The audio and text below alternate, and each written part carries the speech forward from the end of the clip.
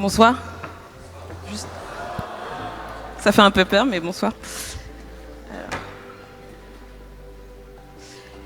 Oui, je voulais juste commencer mon témoignage par une citation de Jérémie, du coup, qui dit je te connaissais avant même de t'avoir formé dans le ventre de ta mère. Je t'avais mis à part pour me servir avant même que tu sois né, et je t'avais destiné à être mon porte-parole auprès des nations. Je recule. Déjà, quand j'étais là l'année dernière à Paris, c'était beaucoup moins grand, il y avait beaucoup moins de monde. Et à la fin de ma session, j'avais écrit dans mon carnet que je voulais que mon témoignage serve au plus grand nombre. Je pense que ma prière a été entendue. Du coup, je commence. Du coup, je m'appelle Adjo, j'ai 26 ans. Je suis née à Paris et dans une famille qui est pas trop catho, à part ma mère, qui est catho de temps en temps. Et du coup, je vais pas souvent à la messe. Les seuls trucs dont je me souviens, c'était la paix du Christ, parce que j'adorais serrer la main des gens. Et l'odeur de l'encens, quoi. Du coup, dans ma vie, il se passe pas grand-chose jusqu'à mes 13 ans. À 13 ans, je tombe en dépression parce que je me rappelle de quelque chose qui s'est passé dans mon enfance. Et là, petite dépression à 13 ans qui a duré 10 ans. Et donc je commence. En fait, j'habitais dans un petit appartement à l'époque, et du coup on était 5, et je refusais de pleurer chez moi pour pas que ma famille voit que je suis hyper mal et tout. Du coup, je pleurais constamment au collège en fait. Et du coup, à un moment donné, mes profs ils me captent et ils me disent mais Adjo, qu'est-ce que t'as et tout. Je suis là, je sais pas trop, je fais que pleurer. Et du coup, de là commence une relation épistolaire avec ma prof de français. On s'envoie que des mails où je lui raconte ma vie, elle me raconte la sienne. Et du coup, là, je commence à aimer les mots, en fait, utiliser les mots. C'est quelque chose qui commence à me plaire beaucoup. Et du coup, je grandis un peu, je m'enfonce un peu plus dans ma dépression. Et j'arrive au lycée, et pareil, je suis toujours hyper dépressive, je pleure dans les couloirs du lycée. On me voit, on me dit mais Adjo, qu'est-ce que t'as va te faire aider. Donc je vais me faire aider, je vais voir un psy. Du coup, je le vois qu'une fois parce qu'il me paraît insupportable, et je continue ma vie, quoi. Tout ça me mène du coup à ma 3e année de licence en droit, où je pars en Erasmus.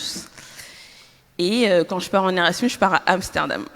Donc c'est pas la meilleure ville. Enfin, si, c'est la meilleure ville, mais pas pour... voilà. Donc je fais la fête. Je consomme des drogues aussi.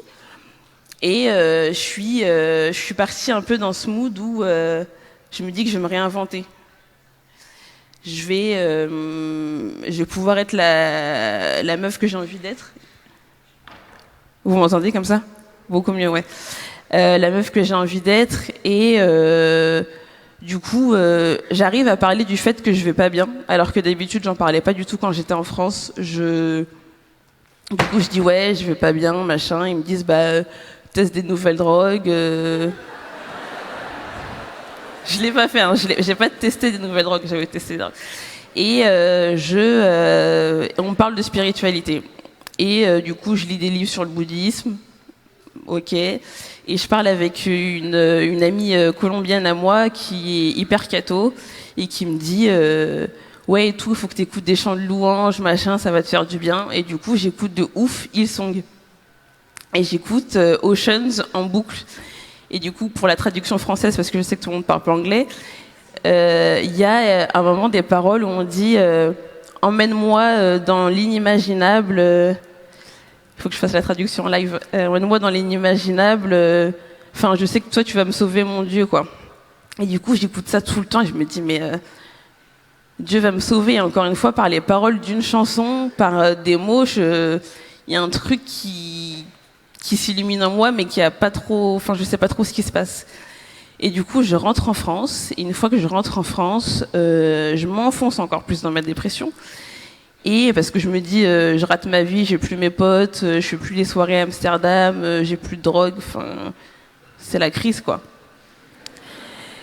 Et du coup, je cherche un peu sur Internet Enfin, est-ce qu'il faut que je rejoigne un groupe genre protestant ou catho et tout? Et en fait, je cherche et je me dis trop chelou. Il y a plein d'histoires en fait, soit de corruption, soit de machin, donc j'y vais pas.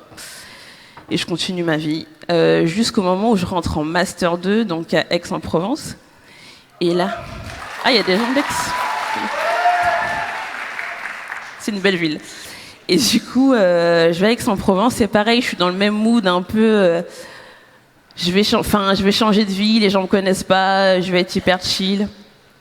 Et sauf qu'en fait, je suis dans une. Depuis le début de ma dépression, je suis dans une période où je suis scindée en deux. Enfin, il y a une dichotomie entre la personne que les gens voient et la personne qui est à l'intérieur. Et du coup, je suis une meuf.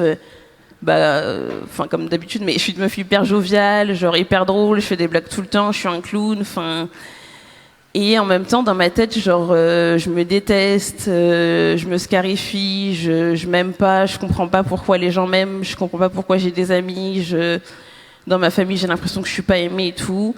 Et du coup, j'arrive à un stade à Aix-en-Provence où j'arrive plus à faire semblant, et ça commence à se voir, je bois un peu trop, je bois un peu plus que les autres. Et à un moment donné, je fais une grosse crise d'angoisse chez moi où je tape dans le mur. Je sais pas si vous avez déjà tapé dans un mur avec votre poing, ça fait hyper mal.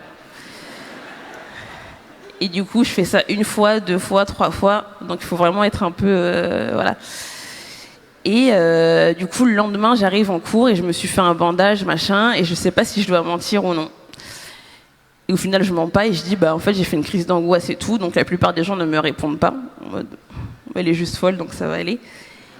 Et il y a un de mes camarades de classe qui est devenu mon meilleur ami depuis, qui s'appelle Marin, qui me dit Adjo, en fait là ça va pas, il faut qu'on parle. Et je fais ok et tout. Et du coup on se retrouve sur une grande place, là, Aix-en-Provence, et là du coup je lui raconte toute ma vie, genre toute ma vie, alors que je l'ai jamais raconté à personne. Et je me dis, mais au moment où je le fais, je sais pas, c'est une parenthèse, je pourrais même pas revivre, expliquer ce qui s'est passé, mais je raconte vraiment tout. Et à la fin, il me regarde et il me dit, mais Adjo, je sais très bien qui peut t'aider et tout. Il me dit, le petit Jésus. Et je suis là, mais le mec se fout de ma gueule, en fait. Genre.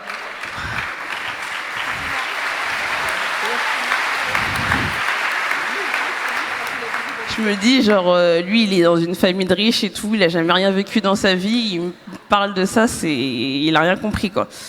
Et du coup, je rentre chez moi, je suis hyper vénère contre moi-même d'avoir fait ça, de lui avoir parlé, et je me dis, mais qu'est-ce que tu viens de faire, Adjo? T'as craqué, en fait, là. Et du coup, je rentre chez moi et je me remets cette chanson-là encore de Hillsong, là, Oceans. Et là, je crie vers le Seigneur, je lui dis, mais pourquoi tu me fais ça? J'en peux plus, ça fait... là, je sais plus, j'étais à 7-8 ans de dépression, j'en peux plus, j'en ai marre de souffrir autant, j'en ai marre d'avoir mal au cœur comme ça, j'en ai marre de faire semblant. Genre, à un moment donné, il faut m'aider, genre, je sers à quoi? J'en peux plus. Et quelques jours plus tard, je crois, quelques semaines, je sais plus trop, donc ce même ami là, Marin, invite des amis et moi à aller le voir à la messe, à la chorale. Donc déjà, pour moi qui suis pas catho, la chorale c'est horrible. Et du coup on y va, on y va un peu pour se moquer de lui parce que qu'est-ce qu'on va faire à l'église, quoi. Et du coup on y va et on se moque de lui. Et en plus c'était horrible. Je sais pas, je crois qu'il n'y a pas de prêtre qui était là-bas, mais en gros, l'homélie, c'était bizarre. Et du coup, mais ce qui se passe, c'est quand même ouf, c'est que je reviens le dimanche d'après, mais je le dis à personne. Et à chaque fois que je me balade en ville, je me retrouve toujours dans cette paroisse-là et j'y vais. Et je parle avec le Seigneur, mais je sais pas trop. Il se passe un truc, mais je sais pas ce qui se passe. Et du coup, je continue mon petit bonhomme de chemin.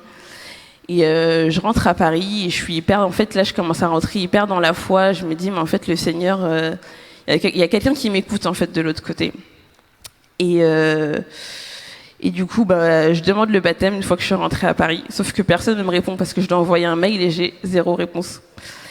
Du coup, je pars en stage en Colombie. Alors, la Colombie, c'est le meilleur et le pire moment de ma vie. parce que je pars en Colombie, donc il m'arrive toutes les crasses qui peuvent arriver à n'importe qui. Enfin, je loupe mon vol, donc je dois racheter un autre billet alors que j'ai pas d'argent. Je me fais avaler mon argent par la banque. Enfin, j'arrive même plus à manger. Enfin, c'était l'enfer sur terre. Mais je suis en même temps hyper proche du Seigneur parce que c'est la seule personne à qui je me raccroche. J'ai plus vraiment personne. Enfin, les gens ne me connaissent pas vraiment comme je suis à l'intérieur, quoi. Et du coup, arrive un jour le 5 juin 2018 où je tente de mettre fin à mes jours. Et bref, je mets fin et par miracle, merci Seigneur, je me réveille le 6 juin. Et je me dis, mais Seigneur, je suis réveillée là, qu'est-ce que tu veux de moi? Sauf qu'en fait, c'était pas fini pour moi. Genre, un mois plus tard, je perds mon grand-oncle. Et du coup, je suis hyper... c'est mon grand-oncle, donc j'apprends sa mort le jour de la finale de la Coupe du Monde. Et du coup, il se passe un truc trop bizarre où c'est le matin en Colombie, donc il est genre 10h du matin, et je commence à boire genre toute la journée. Et je me rappelle qu'on est dimanche et je vais à la messe. Et donc j'arrive je vais à la messe et je me retrouve devant la statue de Marie à la fin de la messe. Et là, je craque, je pleure et je dis, mais là, tu m'as tout pris en fait. Qu'est-ce qui me reste? Bref, j'arrive à la fin de mes 6 mois de stage en Colombie et je pars toute seule. Alors que faut savoir que dans la vie, moi, je suis quelqu'un qui a peur de tout. Mais genre vraiment, ma phobie dans la vie, c'est les chiens. Et je déteste faire du sport. Donc je pars marcher en Colombie dans des villages que personne connaît. À coup sûr, il y a des chiens partout et j'y vais en full confiance en me disant de toute façon, je vais m'arrêter dans toutes les églises du coin. Donc j'y vais. Trop bien, genre ouf. Et je rentre en France, je demande le baptême et à partir de là, c'est envolé vers le ciel, quoi. Et je deviens folle, mais folle de joie. Je deviens vraiment la fille joyeuse que les gens voyaient. Elle devient réellement moi, en fait. Je deviens Adjo. Il y a un truc qui s'unifie, je suis moi, en fait. Et du coup, je suis illuminée, je parle de Jésus tout le temps, je chante tout le temps. Comment ne pas te louer? Je pense que je l'ai écouté 500 fois sur Spotify. Je suis à fond, quoi. Et je sais même plus où j'en suis, donc je deviens folle furieuse et on doit se faire baptiser du coup le 11 avril 2020.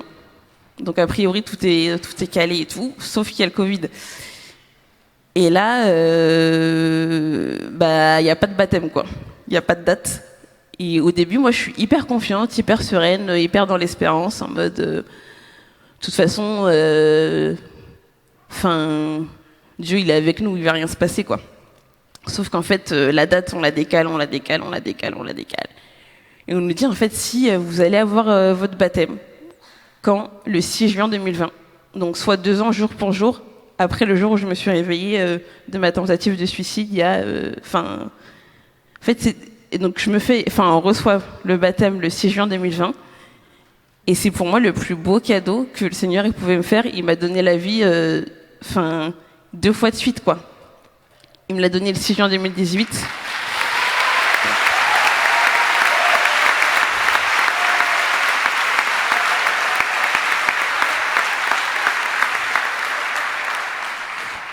Et et en fait c'est ouf. Et bref, quand j'y repense, j'ai envie d'en pleurer, donc je vais pas en parler. Et après, quelques mois plus tard, on me diagnostique sans dépression, la libération, quoi. Sauf que, quelques mois plus tard, encore après, je ressens plus la présence de Dieu. Moi, l'illuminé de service, je commence à devenir vide, quoi, une coquille vide.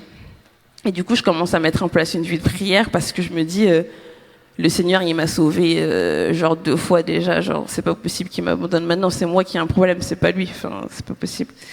Et du coup, je prie, et ça finit par revenir.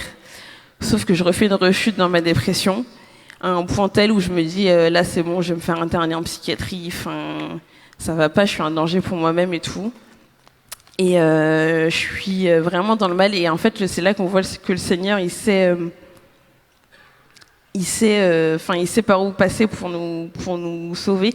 Parce que comme je suis quelqu'un d'hyper social, il va trouver 2 de mes amis hyper proches qui sont des pépites quoi, et qui viennent me chercher chez moi en pyjama alors que je voyais plus personne, je parlais plus à personne et tout. J'étais avec mon pyjama et mon sweat plaid là, et elles viennent me chercher en voiture en disant ah Jo, là c'est maintenant, on va bouger, enfin on fait quelque chose pour toi. Du coup on va chez elles.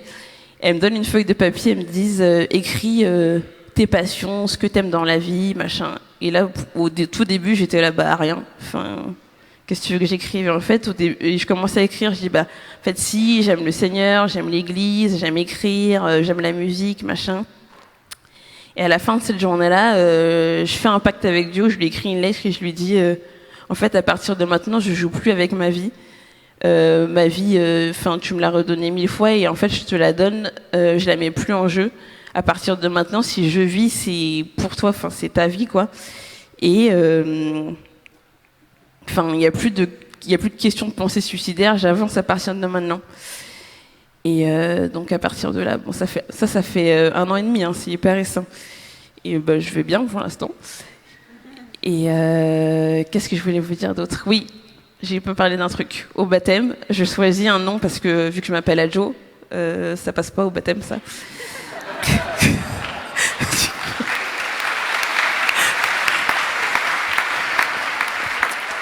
Du coup, je dois choisir un prénom de baptême et je choisis Rachel. Donc, il faut savoir que Rachel, ça veut dire brebis. Donc, j'aime bien l'idée que je suis un peu la brebis garée que le Seigneur est venu chercher. Et Rachel, elle a galéré de ouf dans sa vie, genre elle a aimé un gars, mais en fait le gars il a dû se marier avec sa sœur, après il a divorcé, enfin bref, elle a galéré de ouf, après il s'est marié avec elle, et après elle voulait des enfants, elle en avait pas, elle arrêtait pas de prier le Seigneur, et en fait le Seigneur il l'a exaucé, elle a eu un enfant, puis elle a eu 2 enfants, et après elle est morte, mais c'est pas grave.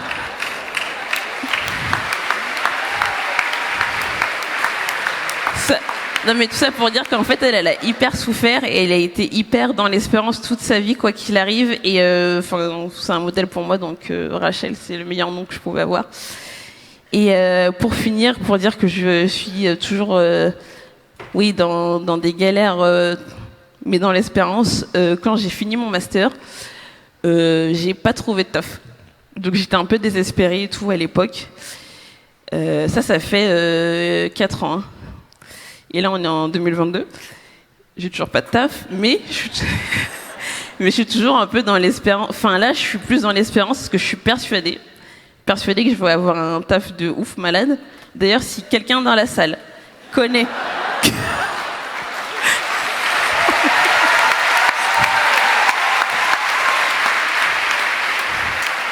Mais venez me voir si vous cherchez quelqu'un dans une ONG, je suis là. Non, et pour finir, je voulais vous citer... Donc, citer une citation, ça se dit pas, mais vous citez une parole à chaque fois que je suis hyper stressée ou que j'ai un truc important à faire, comme aujourd'hui témoigner devant 1600 jeunes. J'ouvre ma Bible et j'attends une réponse du Seigneur et à chaque fois c'est toujours la même quand je suis stressée. Du coup, c'est dans Isaïe, c'est 55, 12, 13, et il me dit toujours « Oui, vous sortirez avec joie et vous serez conduits en paix. Les montagnes et les collines éclateront d'allégresse devant vous, et tous les arbres de la campagne battront des mains. Au lieu de l'épine s'élèvera le cyprès, au lieu de la ronce croîtra le myrte, et ce sera pour l'Éternel une gloire, un monument perpétuel, impérissable. »